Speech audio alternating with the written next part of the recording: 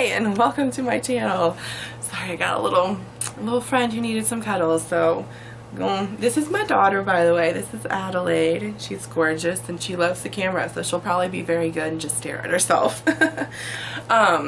First of all, thank you for coming back. If you watched my last video, I really appreciate it. It was a very long video. This video will not be nearly as long and also will not be nearly as deep.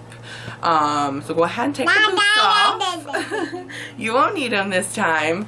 But that being said, trigger warning should be assumed with all of my videos unless I clearly put out there that this is going to be happy fun time camp video. Unless that is there, assume that there might be a trigger in my video, and there will be today. I don't really want to talk about this, honestly, because it's something as a plus size woman I feel like it's really going to open myself up to a lot of critique that is unnecessary. But that being said, it's something that I've seen too many times throughout my life, personally as a foster child and as an advocate, as a foster care alumnus, something that I have seen over and over and over again, to the point where it's no longer just something that happens to a few people, it happens to a lot of people. Now what I'm talking about is similar to neglect, but it's worse in my opinion. Not sure if it's really a thing. Do you want down, baby? Okay. It's similar to neglect, but it's not, it's worse. And this is a secret weapon that a lot of foster homes use, because when you're young and they want to control you, it's very easy. You're smaller than them. They could easily physically overpower you. So it's physical a lot of times when you're younger. And then as you get older, the abuse has to get a little bit more manipulative, especially if you're me. I was like 5'10" and 250 pounds in like 5th grade. I'm not kidding. So it's kind of hard if you're going to try to physically overpower someone who is bigger than you, probably stronger than you. So they got abusive in other ways, and one way is something that I like to call, go ahead honey, I like to call food abuse. Now food abuse happens in a number of ways. It can happen, there you go. Like in one of my homes, all of the food was off limits 100% of the time unless you were given permission. And what this looked like was it was literally locked up. The refrigerator, here's the doors, they open up this way. They wrapped a dog collar that was a chain collar around it a few times, put a padlock on it. All of the cupboards literally had been drilled into and had a padlock on them. So you would have to ask permission to eat, and if they decided it was okay time to eat, typically I was the one cooking here, I would cook dinner or lunch, breakfast, whatever, and then we would eat, and then I would clean up, and then either I or one of my foster parents would come back and lock it back up. And even if you're full, even if you are stuffed, you just overate, knowing that this is it, especially at dinner time, at nighttime. It was the worst time for me, because frequently we would eat dinner at 5 or 6 p.m. and then by 10 o'clock, you know, bedtime, my stomach's growling. I'm trying to fall asleep on a hungry stomach and I can't. And just knowing that there's so much food in the house, I would lay awake at night thinking about what was in the fridge. Like, oh, I could eat that. And sometimes I would even like buzz up, because in this particular home we were actually locked downstairs. We weren't allowed to come back up after a certain time. And so I would page on the intercom, you know, hey, can I come get a snack? And it was always no. So eventually you just learn how not to ask. A lot of times you would get in trouble for asking for food. So it was something that you just learn not to do. And it was a huge insecurity even to this day. If I'm at a person's house I don't know, like if I'm thirsty or if I'm hungry and you're like entertaining me and I've been there for hours and hours and hours and I'm starving, I'm not going to say a thing about it. I don't know why. It was just the way I was conditioned. I'm getting better at it. I try to get better at it. Now this doesn't always look that extreme. People, a lot of these foster homes that are very manipulative and toxic, they use food as a weapon because it's really one of the only things that they have. Foster kids, they don't have cell phones, iPads, and a bunch of friends they go hang out with. So when you want to loiter something over them, one of the only things they have is food, and they do. Some things that I personally encountered was some families who were obsessed with me losing weight. I lived with one family who would literally put me on crazy diets that were unhealthy for a grown person with an established metabolism, and their body is fully formed, let alone someone who's 13, 14 years old, who's literally still a kid and still is forming in a lot of places. It was really unhealthy. One person in particular tried to get me to go on something that she called a candy bar diet, which would literally mean she would buy me one Snickers bar and she would cut it up into little pieces. And when I was so hungry that I was starting to feel sick, I could have one. And that was the candy bar diet. Does it work? I'm freaking sure, because you're starving yourself, but it's just not healthy, and it shows you the level of health that some of these foster parents have, which I will talk about that in another video, probably today. I'm feeling really led to talk about that too. But you're dealing with really unhealthy people who are shoving their unhealthiness on children who are very impressionable and a lot of times traumatized. So that was very traumatizing to me, because unfortunately, I did start losing weight, and people around me started saying, "Girl, you look so good. Yes, what are you doing?" So I started getting that positive reinforcement, and I started feeding into her, honestly, what was abusive. I started feeding into it because I loved the reactions I was getting from people. And it took me a long time. I think it was about the time she tried to get me to go on the candy bar diet. I was like, no, this is unhealthy. Like, this isn't how you're supposed to lose weight. This isn't right. Like,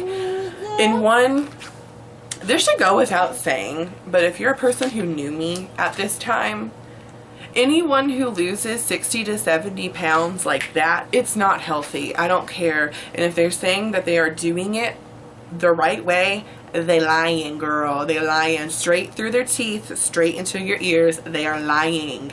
You don't lose 70 pounds in 8 or 9 months unless you are doing it the wrong way, or unless you've had surgery, in which I didn't, of course. I was like 270 pounds or something. I wasn't, I was overweight, but I'm not, need medical intervention at that point. So it really messed me up from that point. And then you would go to other homes who genuinely didn't care what you ate. So it was fast food every single day. It was ramen noodles. It was hot dogs, any kind of cheap cuisine you could get. That was it. I remember being in high school and just wishing that I could eat healthy food.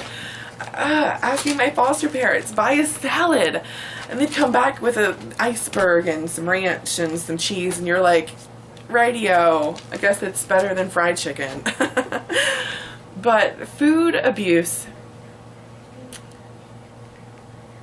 is one of the worst things and one of the hardest things that I had to come back from, because it's an insecurity that's almost impossible to get rid of. I still, to this day, am insecure about food. If we're living paycheck to paycheck and the refrigerator's running low, and that don't mean we're hungry. We're never hungry. I get like this feeling like we need food, we need food, we need food. And there's been times back before I had a kid and, I was working front desk somewhere. I wasn't making a whole lot of money, and I didn't really have enough to go around, where it would get to the point where I was just eating, like chicken and rice and just really, really cheap stuff. And then whenever I would get paid, I would literally spend almost all of my money on food. I'm not kidding. There have been times where I came home with another gallon of milk to see that I had 3 in my refrigerator, and I'm just busting at the seams. I have no more room for food. And I know it's a problem, but I don't know. There's just something about that feeling of insecurity when it comes back. The only way that I know how to combat it is to say, I can go to the store, I can buy food anytime I need to, anytime I want to. I can go to the refrigerator and I can get something and I can eat it. Really, it's just telling yourself over and over again that this isn't gonna happen to you anymore. If you're hungry, honey, eat. If you can't afford food and you're in the United States, there's no reason to be hungry. Alright, me personally, I've always worked my butt off and I've never had to use food stamps or anything like that. That being said, if I was hungry tonight and I couldn't feed my family one night, I would go and get them. Like, easy, hands down. If you need them, use them. That's why they're there. There's not a reason for you to be hungry in the United States. So if you're hungry right now and you're a foster kid, change that shit. Sorry, dang it. Posted my last video and every Baptist friend I had was like, language. And I'm like, oh, I know, and I do want kids to watch these, and I don't want your parents to be like, not with that potty mouth. I'm gonna work on it, alright? I'm just a heathen, and it's hard for me to edit myself. So that was my video about food abuse. Now, these are really serious topics, and I say them with the air of positivity just because I'm trying to raise awareness. I'm not trying to lower your vibration or lower your mood. I'm trying to inform you. And one thing that I got a lot after I posted my last video was, I never knew this existed. And so if you're one of those people, food abuse exists. Just because a child's overweight doesn't mean they're well fed. Actually, a lot of times it can mean the exact opposite. So if you are a person, if you are a professional, and I lived with one home who would tell people that I hoarded food. No, we were underfed and I was hungry. No child who is insecure about her size and her weight and her health is going to be stealing and hoarding food unless they're hungry. It's not. It's not. And also it should not have been something that, girl, it should not have been something that was put against me either, like a negative thing. You should not feel bad about the way that you and your nervous system and your subconscious